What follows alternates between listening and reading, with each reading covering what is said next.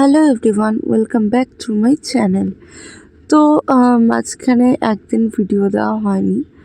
তো যেহেতু আমি প্রথম দিন বলেছিলাম 3টে কালার ফিলিং ভিডিও দেবো, তো 2টো অলরেডি দিয়ে দিয়েছিলাম সেম ফ্লাওয়ারের সেম পেন্ডেন্টের। তো এটা 3 নম্বর ভিডিও।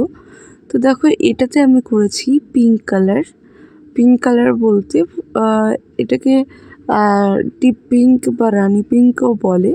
তো যাই হোক, ফ্লাওয়ারে আমি এটা করেছি। আর এই কালারটা না একটু পাতলা বলে আমার মনে হয়, যতবারই করতে গেছি। এই অ্যাক্রিলিকের কালার বলে নয়, আমি যে কোনো ক্যামেলের কালারও করেছি সেম আর কি, একই হয়, একটু পাতলা টাইপেরই হয়। কেন আমি ঠিক জানি না, যদি কেউ জেনে থাকে অবশ্যই কমেন্ট করো।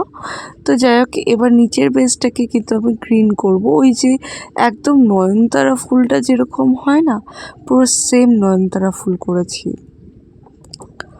তো যাই হোক, এখানে আমি ওইভাবেই আর কি কালারটা করে নিয়েছি, গ্রিন কালার সেম কালারই আর কি কানেরেও করে নেব। তো দেখো, এখানে কিন্তু বলতে বলতে একটা কানের করা কমপ্লিট হয়ে গিয়েছে। আর করতে করতে পাপড়িতে এক জায়গায় একটু রং লেগে গেছিলো, সেটাকে তুলে নিলাম। এবার দুটো পাপড়িতেই চলো করে নিয়েছি।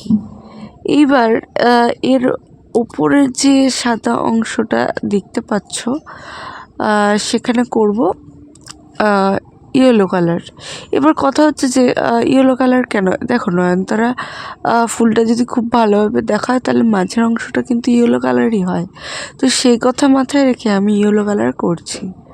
খুব সুন্দরভাবে মাঝখানের অংশটাকে ইয়েলো করে নেব।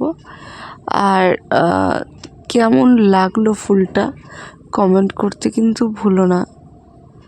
তো যাই হোক, দেখো মাঝখানের কিন্তু ইয়েলো কালার করা কমপ্লিট হয়ে গিয়েছে।